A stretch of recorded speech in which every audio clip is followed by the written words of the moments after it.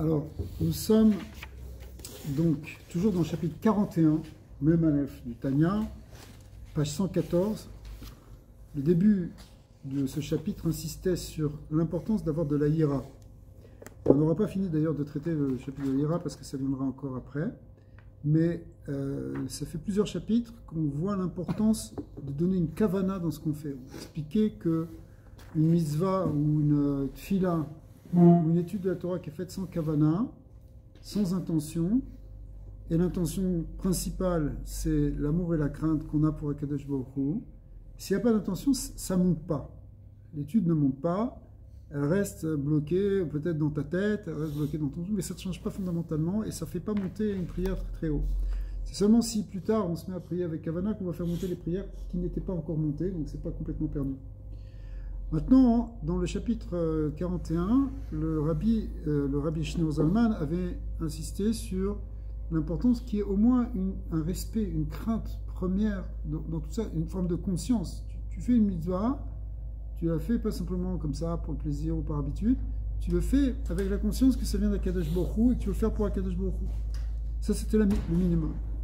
Alors maintenant, il va, dans la fin de ce chapitre, qui est très important, le chapitre 41, surtout le début du chapitre 41, il faut le lire tous les jours pratiquement, si on peut, le rabbi. Ouais, c'est bien de le lire tous les jours, le début du chapitre. Mais c'est vraiment quelque chose qui est primordial, parce que c'est par là que tout commence. Il faut que tu aies conscience de ce que tu fais quand tu fais la Torah, si tu fais les choses sans conscience. Et on a trop tendance à faire ça. Ce matin, tu as fait Shachrit, est-ce que tu te rappelles de la Kavana que tu avais? Est-ce que tu as eu des bonnes intentions? Je parle pour moi, je me parle à moi-même. Okay, je ne suis pas sûr de ce qu'on a fait. Peut-être oui, peut-être non.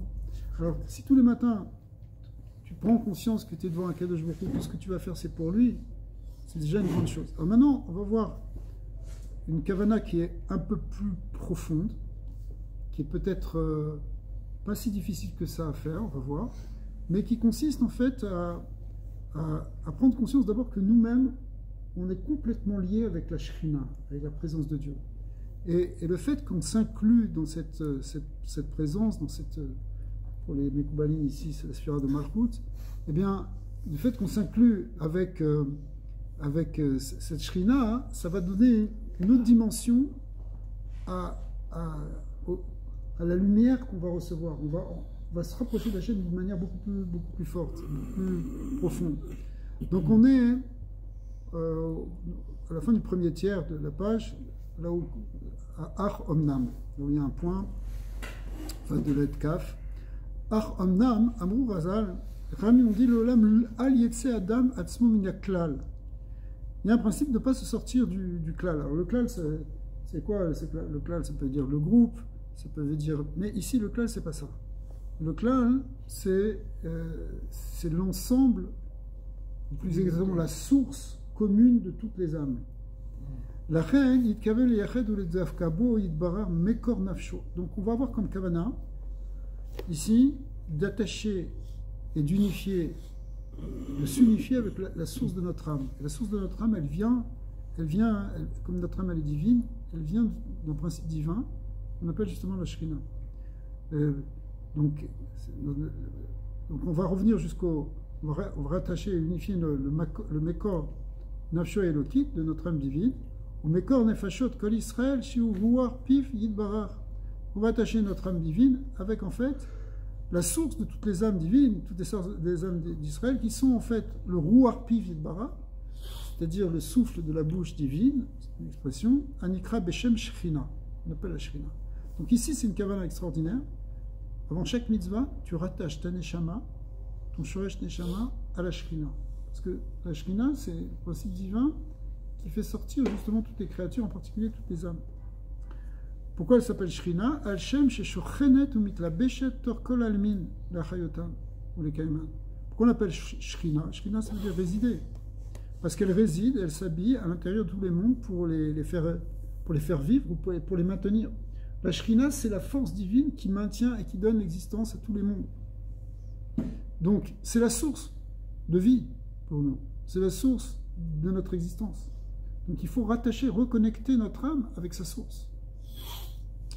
Et c'est ce qu'on va faire à travers les mitzvot et la Torah.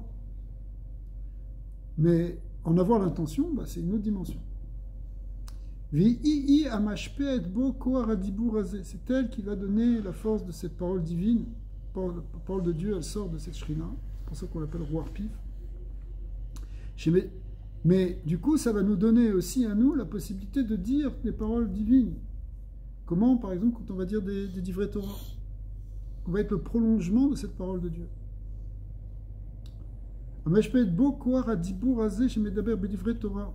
Dans les paroles de Torah, c'est elle aussi qui nous donne la force de faire ces mitzvot. Alors, pour faire cette mitzvah, ce yichud-là, cette unification, cette kavana qui vient de cette unification qui vient de cette kavana, c'est une unification puisque tu unifies ton âme avec Dieu, eh bien, ou à l'idée amshachat oren sof baruchu lemata.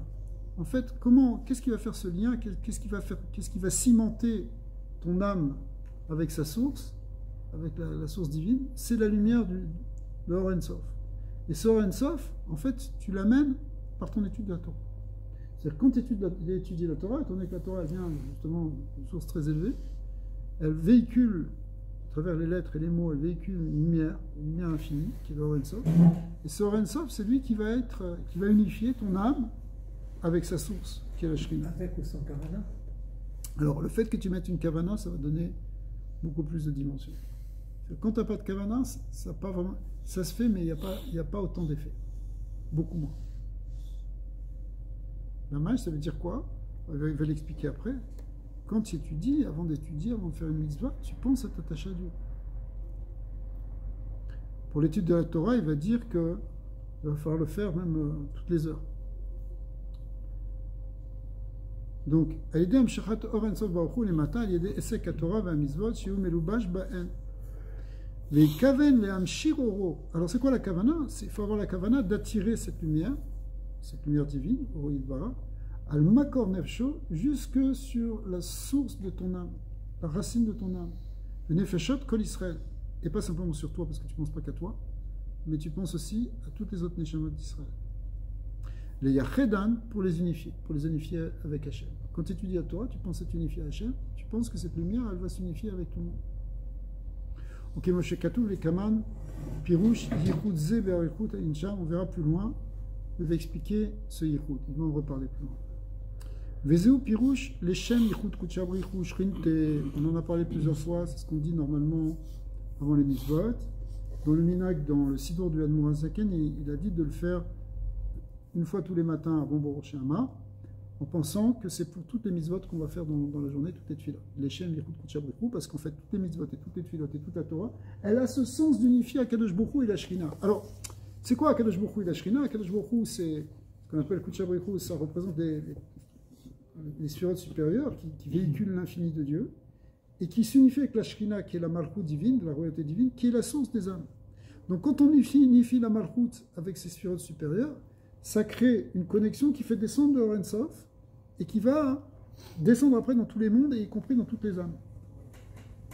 Donc c'est pour ça que Zéou Pirouche Leshem Yichud Kuchabrichou Shrinte Beshem Kol Israël. Et on le fait, la suite du Noussar, c'est on le fait Beshem Kol Israël, parce que ça va avoir un impact pour toute Israël, pas simplement pour nous, mais pour toutes les âmes, les attachés. C'est ça qu'il faut avoir comme Kavana. Quand tu vas une Kavana, il ne faut pas l'avoir que pour toi. Alors, dans la Haga, là, dans les petites notes à gauche, il dit comme ça. Vegam al-yedeze yitmateku gam ken akvurot. Ça amène aussi l'adoucissement des rigueurs. Quand tu as cette kavana-là, d'unifier, en fait, la Shrina avec sa source elle-même, et l'unifier sur les âmes d'Israël, c'est-à-dire que tu veux relier tout le Ensof avec les âmes d'Israël, et bien ça atténue toutes les gvurot, toutes les rigueurs.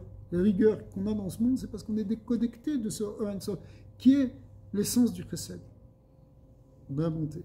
Le Or Ensof, c'est de la bonté pure, c'est de l'amour de Dieu. Quand tu connectes avec ça, ça atténue les difficultés de la vie, les rigueurs qu'il y a dans l'univers. Donc,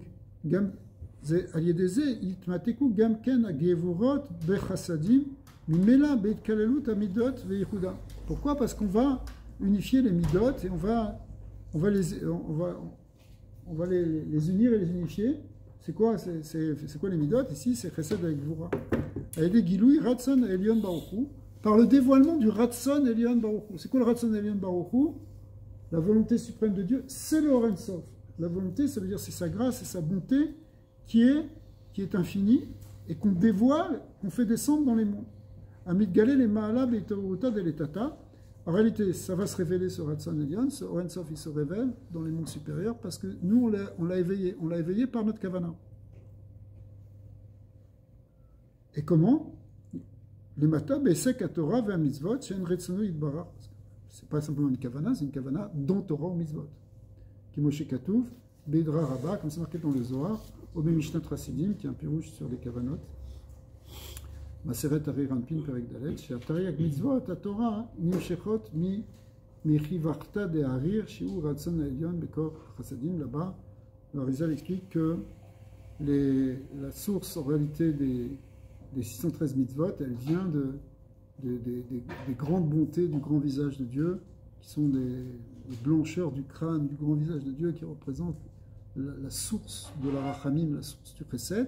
Et quand tu fais les mitzvot, tu véhicules cette lumière de chesed jusque dans le monde et jusque sur ton âme.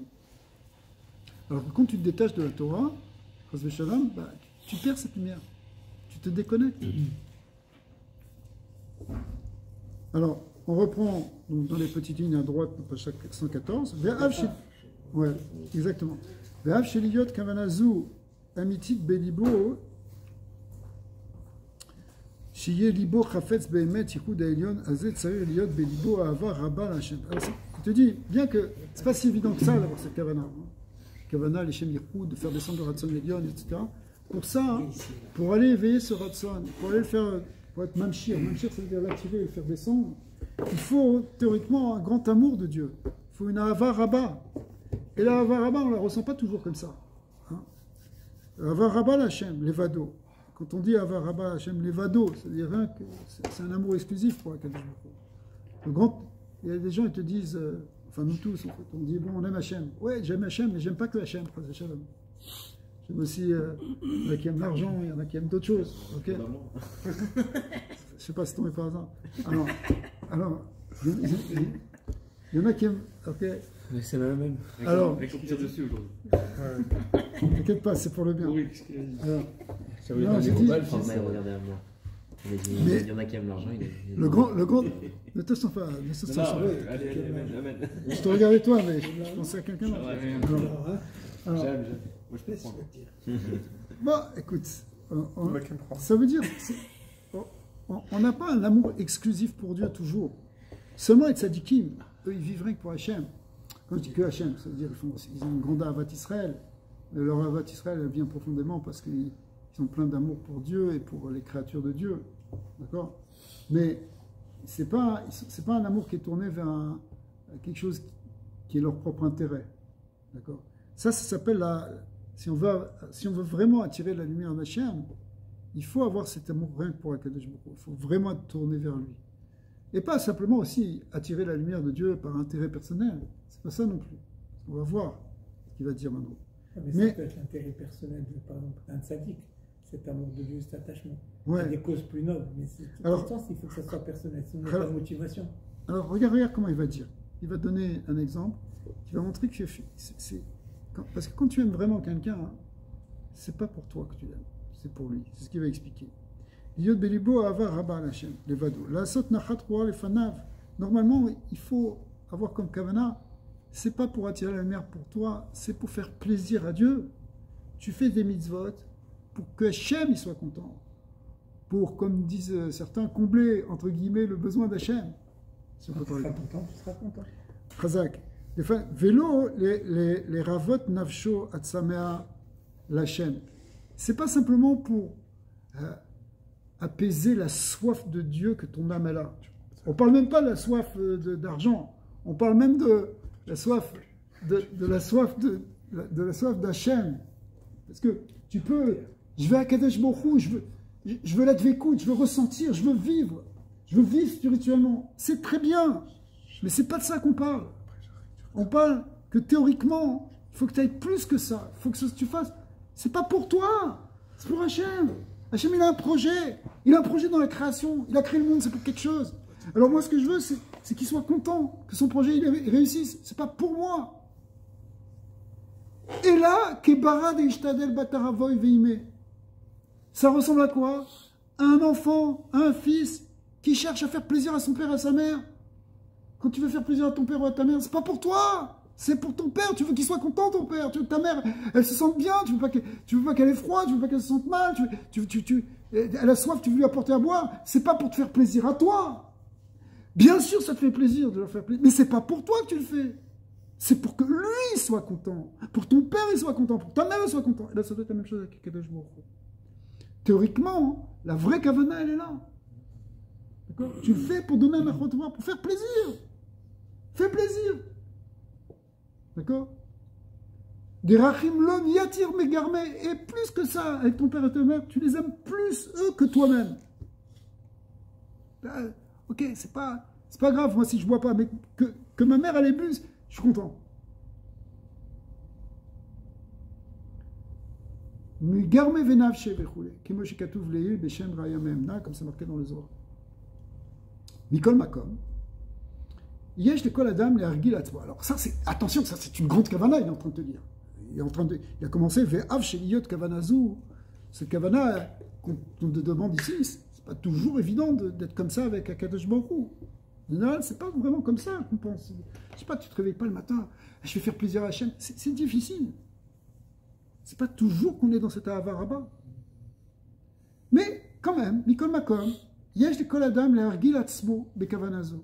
Eh bien, quand même, travaille là-dessus. Essaie de t'habituer à ça. On n'a pas vu qu'il y avait deux, c'est comme le machal, qu'il y a deux différents types de plats qui font plaisir. Il y a les plats sucrés et les plats les kafia et les... C'est-à-dire que des fois, le fait que c'est difficile pour toi que tu le fasses quand même, ça aussi, c'est plaisir à Hachem. Oui. C'est bien que tu ne sois pas forcément dans cette kavana-là maintenant. L'enjeu, c'est est-ce que je le fais ou est-ce que je le fais pas. Oui, là-bas, c'est plutôt sur ça. Mais si tu le fais... Ce que tu veux étendre, c'est que tu veux dire que le lien de kafia et de ta phrase, ça pourrait se comprendre pour la kavana. Intéressant. Ravi, ça peut pas impliquer aussi une dimension d'égo. Je fais plaisir à Hachem. Ok, je suis pour lui faire plaisir. Non, je sais pas qui je suis, mais Akadosh Baruch Hu, il m'a demandé de faire des mitzvot. Alors je vais lui faire plaisir. S'il a créé, qui m'a demandé ça. Moi j'ai aimé, en tout cas. Ta mère, elle te demande une tisane. Tu ne sais pas pourquoi cette tisane. Tu ne sais pas pourquoi elle veut cette tisane. Mais si elle te demande, tu cours dans le placard, tu lui l'as fait. Ok? C'est un objet avec les parents et justement, il y a des bons enfants. Il faut que l'on essaie de développer cet égo. Un bon juif, un bon serviteur. Oui, après, il va falloir que tu travailles peut-être sur ta gava, mais la kavana, avoir une kavana dans les mitzvot, de faire plaisir à Hachem, c'est quand même un haut niveau. Ouais, mais si tu fais plaisir à toi, tu fais plaisir à Dieu, non? Tel en haut, tel en bas, non? En bas, en haut, en bas. C'est pas ça? C'est pas sûr, parce que si toi, tu te fais plaisir à toi, c'est pour toi. Ben, si tu fais dans l'image de Dieu. Ça veut dire qu'on est... Ouais, mais il ne faut pas te prendre pour Dieu non plus. Non, c'est parce que je dis. Mais non, tout est Dieu. L'infini, Dieu, c'est Dieu, c'est un sable, tout est infini. Non, mais là, on rentre dans la philosophie, là. Tout est Dieu. Alors, c'est ça, mais à ce moment-là... On a un gâteau pour toi, là. À ce moment-là, hein... Tu n'as pas besoin de la ceinture. Non, mais... Non, c'est une bonne question. C'est une bonne question. Si tu es capable, des fois, ce que tu dis, très rarement, il y a des tzadikim qui sont capables de parler comme ça.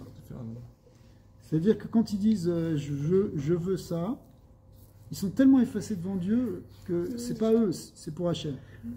Donc si toi tu es complètement dans ce bitoul-là, c'est-à-dire que tu comprends, que tu considères vraiment qu'il n'y a rien que Hachem et que c'est Hachem, et que tu n'as pas du tout d'ego pour faire ça, alors oui, ça peut commencer. Mais il faut que tu aies complètement annulé ton ego, parce que sinon, c'est que tu le prends pour toi.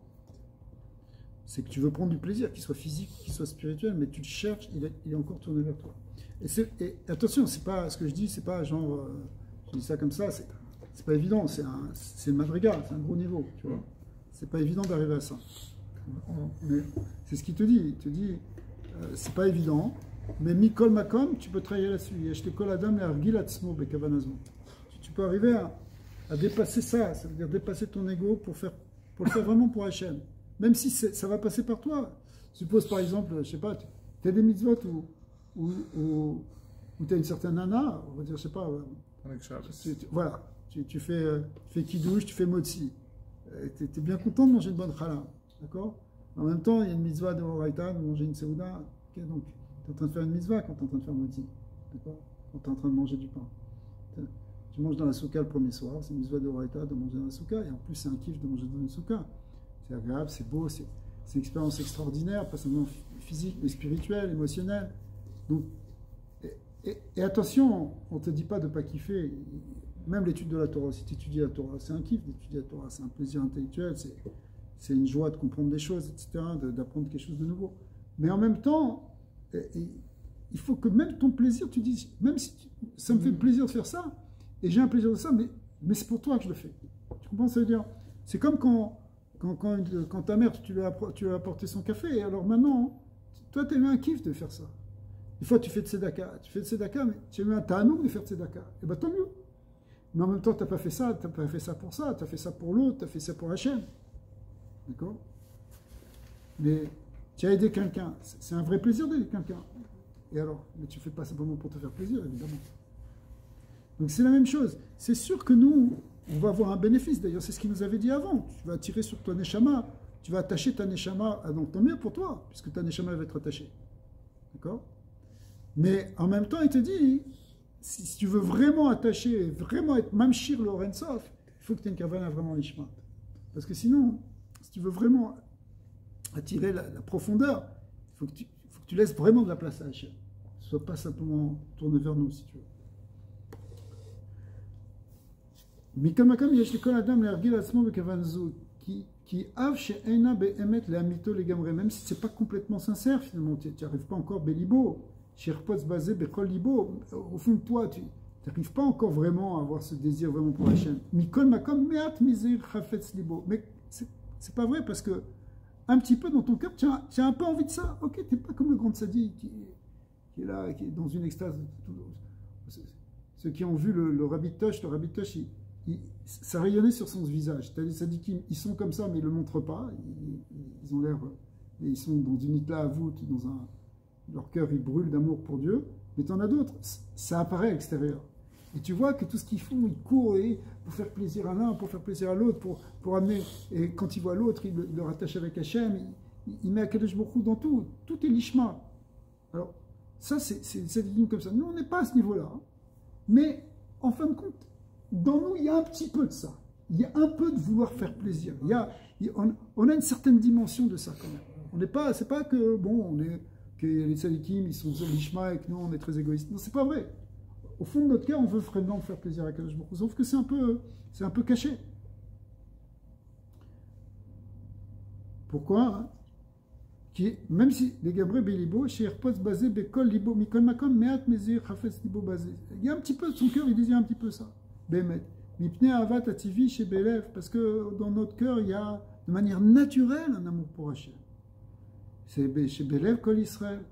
La sot Kol Mashi ou Ratson Elion Baruch Hu. Écoutez bien, dans le cœur de chaque juif, il y a un désir au fond de faire la volonté de Dieu. Veichudze ou Retsono Amiti. Donc cette unification, c'est la volonté réelle. En fin de compte, c'est ce que tu veux vraiment. Au fond de toi, au fond de toi, c'est ce que tu veux faire, c'est la volonté d'Hachem. Ou Retsono Amiti, Rainu Yichud Elion Shebeatzilut Anase B'Torota Deletata Al-Yede Yichudam Yichud Nefesh Aelokit V'Itkaluta Be'or Hashem Melbash B'Torah. Donc en réalité, ce qu'on veut, c'est ça ce qu'on veut, c'est qu'il y ait cette unification qui se fasse dans les mondes supérieurs, ce qu'on appelle Tzilut, que ça devienne, parce que notre Neshama elle s'inclut, qu'on fait remonter toutes les. Après, c'est toute la Avoda qui est bien décrite dans les Sfarim de Kabbalah, on donne notre âme comme un désir qui monte vers Hachem, parce qu'on veut lui faire plaisir, on veut lui donner, comme quelqu'un qui fait un korban, qui donne quelque chose à Hachem. Tu donnes une mitzvah, quand tu donnes une tfila, quand tu fais une bracha. Et ça fait monter comme un amour vers Hachem qui crée une unification en haut et qui après fait redescendre le shefa, ce qu'on appelle Maïm Nogvim, Maïm Bruchim, les Zivug. Donc c'est ce qu'il appelle ici Yichud Nefesh Eloki Vit Kalalut Beor Hashem Amelubash Betorah ou Mitzvois Shoseket Baen Veyul Achadim Mamash. Alors pourquoi? Parce que effectivement cette dimension divine, elle est là dans les mitzvot, elle est là dans la Torah que tu es en train d'utiliser. Qui a des Mitzvadim Gamken Mekor HaTorah Ve Mitzvot Shivu HaKadosh Baruch Hu Mekor Nefesh Nafsho Eloki. Donc la source de la Torah, par cette unification-là, ces unifications faites, la source de la Torah et des mitzvot, c'est-à-dire en fait c'est Hachem, eh bien il s'unit avec la source des âmes. Nikra Beshem Shrina, c'est quoi la source des âmes? C'est Beshem Nikra, qu'on appelle Shrina. Donc finalement c'est ce qu'on appelle le Shem, le Yichud Kushabrichu Shrinte dont on a parlé avant. Shem Bechi, dans un autre lachon, il ramène Shem Bechinat Memale Kol Almin, Bechinat Sorev Kol Almin, qui Moshe Katov Bimkom Acher Be'arichut. Le Morazakan a beaucoup développé ça dans beaucoup de Mahamarim. C'est l'union entre la dimension infinie, absolue, transcendante de Dieu et son aspect immanent qui est la source de toutes les créatures, qui dirige les créatures. C'est ce qu'on fait donc. Il faut se faire ce yichud entre le supérieur et l'inférieur, entre Dieu qui est saint, qui est au-delà du monde, qui était là avant de la création du monde, et maintenant qu'on voit cette connexion dans le monde. Aval yichud nafsho v'itkaleuto be'or Hashem liyot la'achadim bazeh chafetz kol ha'adam Yisrael be'emet la'amito legamre bechol lev bechol nefesh mi'avat ha'tzivi. Au fond, on a ce qui est assez sûr, c'est que on veut cette itkalalut, on veut cette unification, on veut être inclus dans le